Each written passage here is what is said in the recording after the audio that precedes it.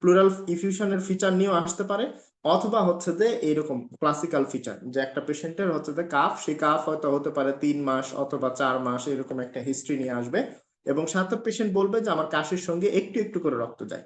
So haemoptysis অনেক ডিজিজে হতে পারে, যেমন আমরা যদি বলি যে একটা কমন নিউমোনিয়াতেও কিন্তু হেমোপটাইসিস হতে পারে, টিউবারকুলোসিসে হেমোপটাইসিস হয়, এরপরে হচ্ছে যে কার্সিনোমা লাংয়ে তো হয়ই। এরপরে আর কোথায় হয়, আমরা একটা গুরুত্বপূর্ণ ডিজিজ পড়ে আসছি, সেটা হলো ব্রঙ্কিয়েক্টেসিস। ব্রঙ্কিয়েক্টেসিসেও হচ্ছে যে মানে হেমোপটাইসিস হয়। তো এর মধ্যে যদি বলি হেমোপটাইসিস মানে কার্সিনোমা অফ লাং এর হেমোপটাইসিসটা কিরকম হবে, কার্সিনোমা অফ দ্য লাং এর হেমোপটাইসিসটা হচ্ছে স্পুটামের সঙ্গে, যদি এইটা স্পুটাম হয়, এই স্পুটামের সঙ্গে হালকা করে একটু রক্ত হচ্ছে লেগে থাকবে, অর্থাৎ এটাকে বলা হয় হচ্ছে ব্লাড স্ট্রিকিং ইন স্পুটাম, মানে স্পুটামের সঙ্গে হালকা হালকা করে রক্ত মনে হয় লেগে আছে, এরকম যদি থাকে তাহলে এটা আমাদের মানে হেমোপটাইসিসের পক্ষে। তার মানে এখানে হেমোপটাইসিস যেটা হবে সেটা কিন্তু খুব অল্প অল্প পরিমাণ হেমোপটাইসিস হবে।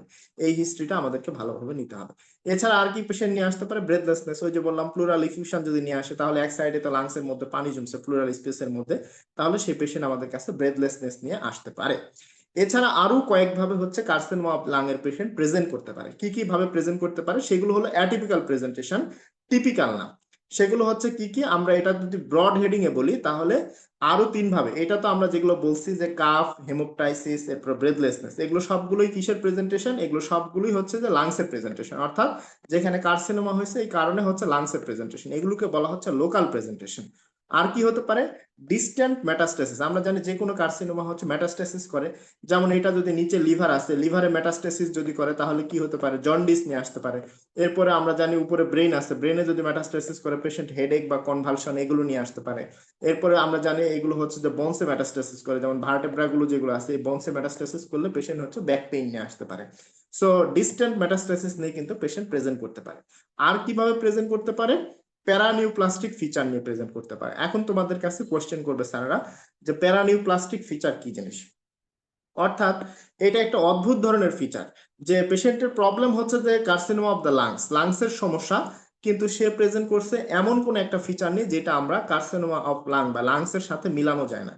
যেমন ধরে নেই আমরা জানি আমাদের শরীরে এডিএইচ নামক হরমোন আছে, এই এডিএইচ হরমোন যদি ওভার সিক্রেশন হয় তাহলে আমাদের শরীরে কি হয়, ওয়াটার রিটেনশন করে, অর্থাৎ শরীরে পানির পরিমাণ বেড়ে যায়।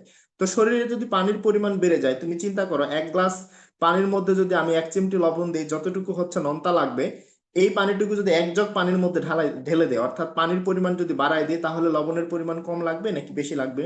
বা চিনি দিয়ে যদি উদাহরণ দিই, যে মানে 1 চামচ চিনি 1 গ্লাস পানির মধ্যে গুলায় দিলে যতখানি মিষ্টি লাগবে, এর মধ্যে যদি আমি আরো এক জগ পানির মধ্যে যদি এই পানিটুকু ঢেলে দিই, মানে পানির পরিমাণ যদি বাড়ায় দিই, মিষ্টি কম লাগবে নাকি বেশি লাগবে? মোস্তাকিম, কিরকম লাগবে?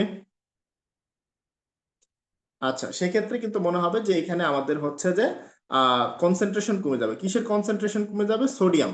তো এখানে শরীরে যেহেতু এডিএইচ পানি হচ্ছে যে বেশি বেশি রিটেনশন করতেছে, এর কারণে কি হবে, সোডিয়ামের পরিমাণ কমে যাবে, অর্থাৎ পেশেন্ট হচ্ছে হাইপোনেট্রিমিয়ার যে সকল ফিচার আছে, এই হাইপোনেট্রিমিয়ার ফিচার গুলো নিয়ে আসবে। এই যে মানে ইনঅ্যাপ্রোপ্রিয়েটলি, মানে এডিএইচ এর তো সিক্রেশন কে করে, এডিএইচ সিক্রেশন করে কিন্তু হাইপোথ্যালামাস, তাই না? কিন্তু কার্সিনোমা লাং হয়েছে কোথায়, লাংসে হয়েছে, তো এটা তো আর হাইপোথ্যালামাসে মেটাস্টেসিস করেনি। তো এমন কোন ফিচার যেটা হচ্ছে যে আমরা মানে টিউমার দিয়ে ব্যাখ্যা করতে পারি না, এরকম ফিচার গুলোকে বলা হয় সাধারণত প্যারানিওপ্লাস্টিক ফিচার। তো এই যে ইনঅ্যাপ্রোপ্রিয়েটলি আমাদের হচ্ছে ব্রেইন থেকে মানে এই কার্সিনোমা অফ লাং থেকে এডিএইচ হরমোন সিক্রেশন হইলো, এটাকে বলা হয় সিনড্রোম অফ ইনঅ্যাপ্রোপ্রিয়েট এডিএইচ।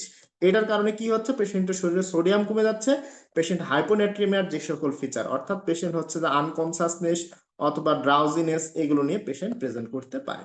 তাহলে একটা কার্সিনোমা অফ লাং এর পেশেন্ট 3 ভাবে প্রেজেন্ট করতে পারে। একটা লাংসের লেশন, সেটা লোকাল হচ্ছে যে সিমটম নিয়ে প্রেজেন্ট করতে পারে।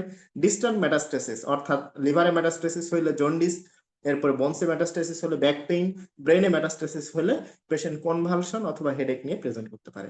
আর কি হতে পারে, প্যারানিউপ্লাস্টিক ফিচার, যেমন হচ্ছে সিয়াদের কারণে হাইপোনেট্রিমিয়া নিয়ে প্রেজেন্ট করতে পারে, কুশিং সিনড্রোম নিয়ে প্রেজেন্ট করতে পারে। তো এরকম লোকাল আরো কিছু মানে প্রেজেন্টেশন আছে, যেমন হচ্ছে এখানে কার্সিনোমা অফ লাংটা দেখো, এখানে অ্যাপেক্স, লাংসের অ্যাপেক্সে হয়েছে। আমরা জানি